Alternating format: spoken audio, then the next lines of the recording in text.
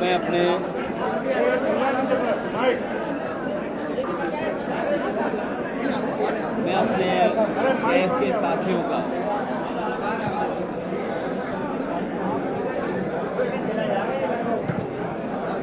Press के साथियों का धन्यवाद देता हूं। साथ ही साथ बहुत बड़ी संख्या में समाजवादी पार्टी के लोग और हमारे पूर्व विधायक मंत्री जो आज हमारे बीच में नहीं हैं, उनके सभी परिवार सहयोगी साथी यहाँ पर मौजूद हैं और दुख के समय पे हम एक दूसरे से मिलकर के दुख बांट रहे हैं और उनके बातों को याद कर रहे हैं। हालांकि विधायक जी का पूरा जीवन लोगों की सेवा में निकल गया और संघर्ष कर करके उन्होंने राजनीति में अपना स्थान बनाया, विचारों को लेकर के चले और समाजवादी सिद्धांतों को उन्होंने और मजबूत किया। नेताजी का साथ और समाजवादी कार्यक्रमों के साथ वो हमेशा लगे रहे, संघर्ष करते रहे और हर व्यक्ति के दुख दर्द में शामिल होते रहे। जो व्यक्ति जनता के बीच में रहता है, उसके सामने कितनी भी कठिन परिस्थितियां आए तो जनता उसका साथ देती है। कठिन परिस्थितियों में भी वो जनता ने उनका साथ दिया। कई बार के विधायक रहे, मंत्री रहे और ये क्षेत्र तो एक परिवार की तरह है। यहाँ के जनता ने और आसपास की जनता ने नेताजी को भी और समाजवादी परिवार को जब भी हम लोगों ने मौका दिया चुन करके भेजा। एक विशेष लगाव है इस परिवार का और यहाँ की जनता से।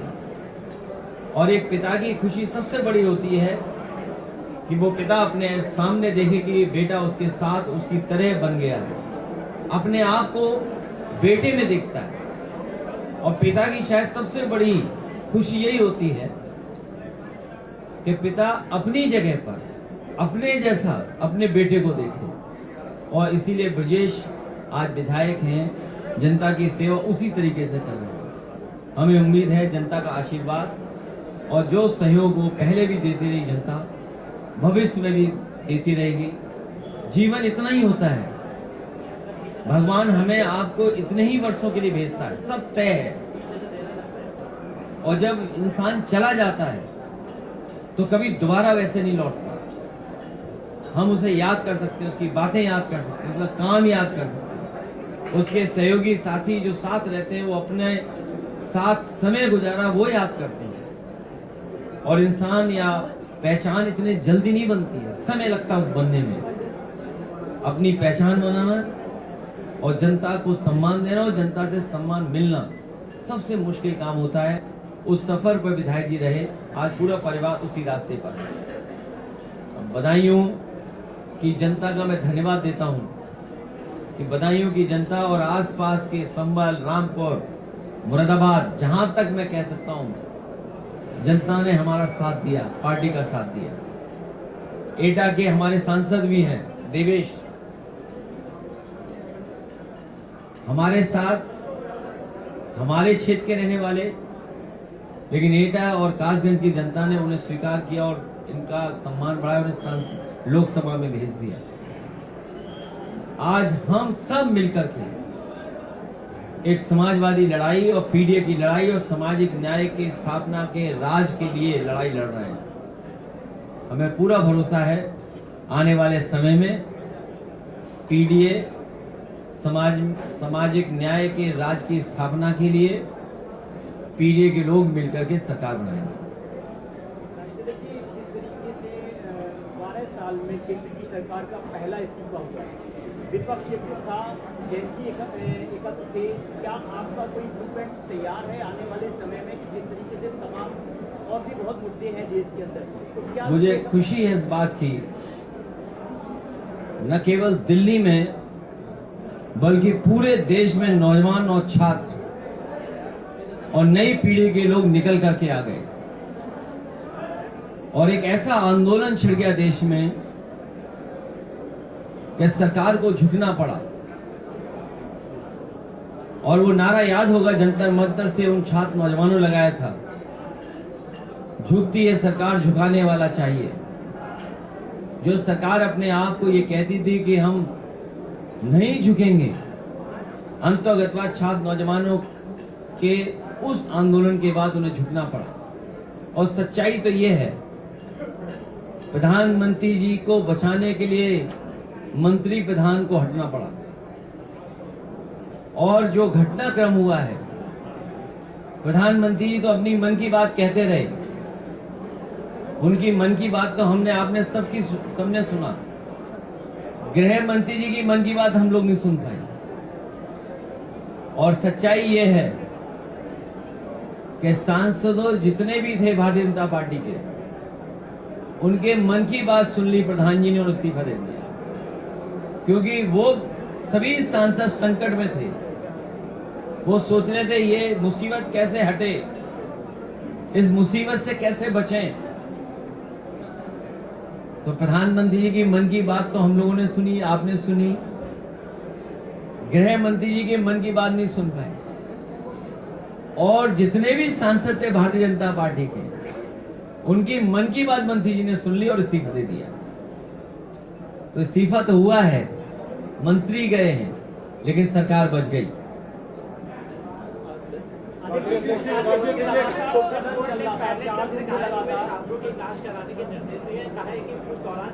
अब आप देखिए, लोकसभा में सभी विपक्ष के लोग ये मांग कर रहे थे कि स्टेटमेंट सरकार की तरफ से आ जाए। लाठी खाने वाले को पता है किसने लाठी मारी। जिसने लाठी खाई, आंसू गैस का मुकाबला किया, या तार वाली लाठी का मुकाबला किया, या पैलेट जो गन चली उसका मुकाबला किया, उन्हें पता है कि किसने चलाया है। लेकिन चलाने वाले नहीं बता रहे किसके इशारे पे चलाया है। जो खाया है, जो दुख पीड़ित रहा, उसे पता है कहां से चली है लाठी। लेकिन जिसने लाठी चलाई है उसे नहीं पता है कि किसके आदेश पे वो लाठी चली है। लेकिन डेमोक्रेसी में, लोकतंत्र में, जो सरकार सुनती नहीं थी, कम से कम अब सुनने लगी है, सुनने की बात करने लगी है। लेकिन अभी हमारे उत्तर प्रदेश के मुख्यमंत्री जी को समझ में नहीं आ रहा है, उन्हें अभी भी समझ में नहीं आ रहा है। लेकिन बनारस की रैली के बाद शायद समझ में आ गया होगा। एक लाइन में लोग बैठे थे, बाकी लाइनें खाली थी। ये तो सब कैमरे ने देखा है। देखिए, और भदोई का नाम कहा गया कि आप लोगों ने हमें उम्मीद है, हमारे पत्रकार साथी ने बहुत अच्छा सवाल पूछा कि उन्होंने भदोई का नाम बदल दिया। अच्छी बात है। वो कहावत भी आपको याद होगी, मन चंगा तो कटौती में गंगा। गंगा बगल में ही है यहाँ तो। मन चंगा तो कटौती में गंगा। ये संत जिनके नाम पर भदोई का नाम रखा गया, उन्हीं का है। हमें उम्मीद है कि जो संत रविदास जी के नाम पर जिले का नाम रखा है, बिहार में कम से कम उनको पढ़ेंगे, उनके विचारों को अपनाएंगे। ये जो एकरंगी लोग हैं, कभी भी उनके विचारों पे नहीं चल सकते। अगर शायद मुख्यमंत्री जी ने विचार पढ़े होते, ये तो मुख्यमंत्री वो है जो जिन्हें हाथा नहीं भाता, तो वो विचारों को नहीं पढ़ रहे हैं। जब उनकी कुर्सियां खाली रह गई तो उन्हें लगा कि जोड़े कैसे, तो जोड़ने के लिए उन्होंने केवल नाम रखा है, उस पर अमल नहीं करेंगे। कन्नौज में भी नाम बदला है, लेकिन बाबा साहब भीमराव अम्बेडकर के रास्ते पे नहीं चलेंगे। बताओ, ये अनडेमोक्रेटिक काम था कि नहीं था? लाठी चलाना, गोली चलाना, आंसू के गैस के गोले चला देना, लड़कियों के कपड़े फाड़ देना। और देखिए, जो लोग नकारात्मक राजनीति करते थे, यहाँ भी हमारे पत्रकार साथी जानते होंगे कि अगर किसी हमारे साथी ने या किसी ने भी सोशल मीडिया पे अगर एक शब्द भी लिख दिया वो सरकार के खिलाफ, तो पुलिस का डंडा आ जाता था उसके पास या मुकदमा दर्ज हो जाता था। लेकिन उन बहनों ने, उन बेटियों ने वो नारे लगाए, वो नारे की तस्वीरें दिखाई। जो नकारात्मक राजनीति करते थे अब नकारात्मक राजनीति करना भूल गए वो लोग। सोबत राय जी से आपकी मुलाकात हुई, आपने कहा तजुर्बों का साथ है, तो विशेषज्ञों का अगले चुनाव को लेकर काफी प्रयास लगा रहे हैं, किस तरीके का आपका क्या मानना है इस बारे? हमारे पार्टी में बहुत पढ़े लिखे लोग हैं और हमेशा अनुभव के लोगों का साथ लिया हम लोगों ने, अनुभवी लोगों का हमेशा साथ लिया है और बुजुर्गों से बहुत कुछ सीखने को है। जैसे मान लीजिए ब्रजेशी बैठे, इनके पिताजी से जुड़े हुए लोगों का या उनके साथ के लोगों का एक अलग अनुभव है, लेकिन इस पीढ़ी का काम करने का तरीका अलग है। लेकिन दोनों मिलकर के करेंगे तो जनता की सेवा ज्यादा होगी। तो अगले चुनाव को लेकर कोई तैयारी है टीएमसी के साथ? क्या हम जैसा विशेषज्ञ अपना कयास लगा किसके रहे हैं, साथ? टीएमसी जैसे टीएमसी देखिए, इंडिया गठबंधन में हम हैं, इंडिया गठबंधन के हिस्से हैं। दादा को मैं आज से नहीं, दादा को बहुत पहले से जानता हूँ। जब वो पहली बार चुन करके आए थे तब से मैं उनके साथ हूँ। मैं कई बार लोकसभा में उनके साथ रहा हूँ, नेताजी रहे हैं, तो एक हमारा अपना व्यक्तिगत भी उनके साथ संबंध है। बंगाल में कांग्रेस साथ नहीं थी। अरे वो छोड़ो, अब क्यों बंगाल की बात कर रहे हो? आओ यहाँ भी। अभी एक साथी ने जो पूछा, नीट का पूछा था, अभी हमारे एक साथी ने नीट पूछा था। नीट में जो धोखा दिया, हम इस पक्ष में हैं कि जब नीयत साफ होगी सरकार की तो नीट जैसी परीक्षा भी साफ होंगी, उनमें भी कोई भेदभाव नहीं होगा। और जब से उत्तर प्रदेश की सरकार भारतीय जनता पार्टी आई है, 20 से ज्यादा पेपर लीक हुए हैं और अभी सुनने में आया है कि सरकार के लोग घबरा गए जब मैंने ये कहा लोकसभा में कि 26,000 प्राइमरी स्कूल बंद हो गए। ये केवल 26,000 प्राइमरी स्कूल बंद नहीं हुए, अगर प्राइमरी स्कूल बंद हुए तो ये मान लीजिए कम से कम 5 लोगों को नौकरी मिलती थी, शिक्षक या रसोई या और जो होते थे। एक प्राइमरी स्कूल में 5 लोगों को नौकरी मान लीजिए, तो 1 लाख लोगों की नौकरी छीन ली सरकार ने कि नहीं छीनी। और ये आंकड़े मेरे नहीं हैं, ये सरकार के खुद आंकड़े हैं। और मैं आपसे कहता हूं, ये बदायूं जिले में भी कम से कम 300 से ज्यादा प्राइमरी स्कूल बंद हुए होंगे मर्जर के नाम पर। आप सोचिए, कल्पना कीजिए, एक बेटी को 4 किलोमीटर 5 किलोमीटर छोटी बहन को पढ़ने जाना पड़े, कितने लोग पढ़ाने भेजेंगे? सरकार का क्या इंतजाम है? और प्राइमरी स्कूल का लक्ष्य ये था कि गांव में सबसे करीब हो, जिससे बेटियां भी पढ़ लिख जाएं। ये गरीब परिवार के बच्चों को पढ़ने नहीं देना चाहते हैं, पीडीए परिवार के लोगों को पढ़ने नहीं देना चाहते हैं।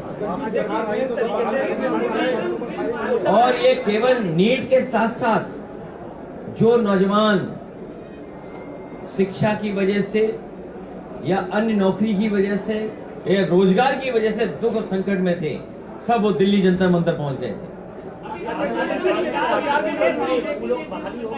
सरकार के मंत्री और विधायक लगातार एक लेटर जारी कर रहे हैं कि अधिकारी हमारी नहीं सुन रहे हैं, उसको आप कैसे देखते हैं?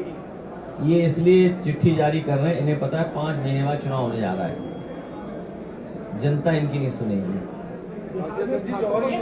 जनता इनके खिलाफ मतदान करने जा रही है। इसलिए खुद जो काम नहीं किया, इसलिए चिट्ठी लिख रहे हैं। जंतर मंतर का जो विरोध है, आपने जिस तरीके से आवाज उठाई, राहुल जी की एक बड़ी प्रेस कॉन्फ्रेंस थी, क्या आपको लगता है कि विपक्ष इस पूरे मामले में मांग करना चाहिए कि किस तरीके जांच हो, किस तरीके से बर्बरता की गई छात्रों के लिए, और लगातार सरकार ने वापस तो लिए मुकदमे? हमारे मेन स्ट्रीम मीडिया ने जांच की हो जांच, लेकिन हमारी मेन स्ट्रीट मीडिया ने सब दिखा दिया, जो जमीन पर थे, जो उनके बीच थे, जिन्हें दाना गाने का लेना देना नहीं था, जिसका दाना उसका गाना, उसका लेना देना नहीं था। उन्होंने सब कुछ दिखाया कि बच्चों के साथ क्या हुआ है। बेटियों के कपड़े फाड़े गए, लड़कों को लाठी पड़ी, लड़कों के साथ जो व्यवहार हुआ कोई सोच नहीं सकता है। लेकिन मैं बधाई देना चाहता हूं नौजवानों को, उन्होंने किसी की परवाह नहीं की और उस आंदोलन को सफल बनाया। और बहनों ने और बेटियों ने तो कमाल इस बात का कर दिया कि इतना क्रिएटिव आंदोलन कभी नहीं देखा होगा किसी ने, जहां इन्फ्लुएंसर भी ताज्जुब कर गए कि देखिए नौजवान कितना क्रिएटिव है हमारा। यहां उन्होंने डिजाइन किया, ब्लिंकेट से प्रिंट आउट लिया और तख्ती लेकर के खड़े हो गए। शायद ये पहला ऐसा आंदोलन हुआ होगा जिसमें हो सकता है शब्द गलत हो, लेकिन भावना गलत नहीं थी। वो अपनी पीढ़ी के हिसाब से जो उनके कैंपेनिंग की जो मजाक है या जो उनकी सूझबूझ है या जो विट है वो था वो। लेकिन अब बीजेपी के लोग किसी के खिलाफ गलत प्रचार नहीं करा पाएंगे। राम मंदिर सर एसआईटी गठित हुई और एसआईटी के बाद में फिर दोबारा एसआईटी गठित हुई। अब बताइए एसआईटी राम धन की चोरी हो गई, बताइए प्रभु राम के ऊपर जो चढ़ावा आया वो चोरी हो गई।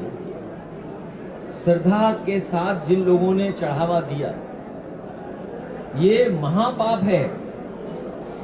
हमारे श्रद्धावान आम जनता का जो अपमान किया इन्होंने, जो आम जनता श्रद्धावान है, प्रभु पे जो चढ़ाया, ये पाप नहीं महापाप है। ये महा अपराध किया भारतीय जनता पार्टी ने और उसकी सजा प्रभु राम तो देंगे ही देंगे, लेकिन प्रभु राम की गरीब जनता भी इस बार इनका जवाब देगी। चंपत राय पे कार्रवाई क्यों नहीं हो पा रही? चंपत राय को पहले ही बचाया गया और फिर अब तो स्वीकार भी कर लिया कि हाँ कुछ लाख रुपए का गबन किया गया है, सामने आया है। अभी यूपी की सरकार ने जो एसआईटी बनाई थी उसकी जांच में कुछ खुलासा हुआ है। अब दिल्ली वालों ने बड़ी एसआईटी बनाई है तो बड़ा खुलासा होगा। हमें आपको इंतजार करना चाहिए कि अगर यूपी की एसआईटी ने जांच कर करके कुछ खुलासा किया है।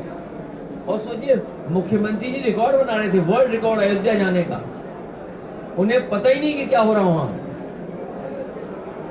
उत्तर प्रदेश के मुख्यमंत्री जी वर्ल्ड रिकॉर्ड बना रहे थे अयोध्या जाने का, लेकिन उनके नाक के नीचे क्या हुआ? बिहार में छात्रों पर गोली चली है, उनको गिरफ्तार किया गया था। क्या आपकी तरफ से कहा गया है, थैंक्स बोला गया है जिस तरीके से आपने जंगल चोरी का खुलासा किया, आपको जाता है इसका श्रेय कि अयोध्या में चोरी? ये श्रेय की बात नहीं है। भारतीय जनता पार्टी के लोगों का महापाप जो हुआ है वो देख रहे भारतीय जनता पार्टी के लोग, और लगता तो यह कि अयोध्यावासी एक एक अयोध्यावासी जानता है, एक एक अयोध्यावासी जानता है कि इसमें भारतीय जनता पार्टी के लोग शामिल हैं। केवल इसमें शामिल नहीं है, जो जमीन का मामला हुआ है जिसमें प्रभु राम का धन, राम धन, चढ़ावे का धन, उसकी लूट हुई है। क्या कोई कल्पना कर सकता है कि चढ़ावे के पैसे से जमीन ले उससे मुनाफा कमाए? मुनाफा किसने कमाया? ये प्रभु राम की जनता और अयोध्यावासी सब जानते हैं। सर अगले चुनाव में क्या मुद्दे रहेंगे?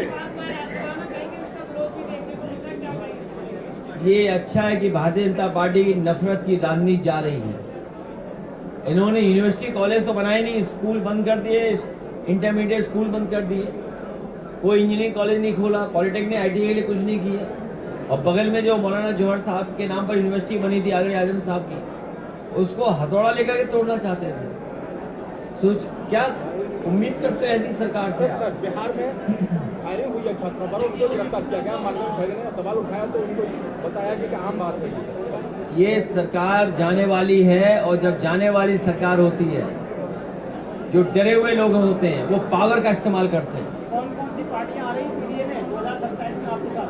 पीडीए में जनता आ रही है, पीडीए जनता आ रही है।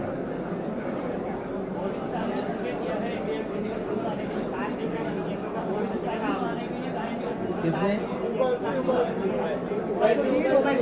अभी जिस रास्ते हम लोग चले हैं उसी से हम लोगों ने हरा दिया, बताओ बीजेपी को।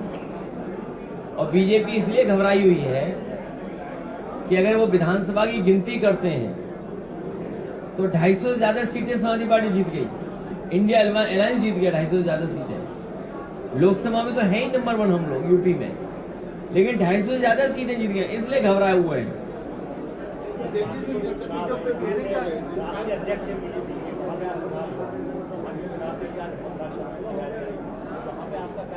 सुनने में आ रहा है कि बेईमानी की तैयारी कर ली है उन्होंने, बीजेपी के लोगों ने। बेईमानी नहीं की तो परिणाम कुछ और आएगा। मुझे तो ये लगता है कि तेजस्वी या जो बहुत चुनाव लड़ाते थे सबको, असली मुकाबला उन्हीं के बीच में, दोनों के बीच में। बीजेपी लड़ाई में नहीं है, असली मुकाबला है तेजस्वी जी में और प्रशांत किशोर जी की पार्टी में। देखिए ये मतलब पियर का चचा को क्या हो गया है? अभी आपका पियर का चचा है, पियर का चचा उनके साथ कोई एक पेपर आउट कराने वाला साथ है।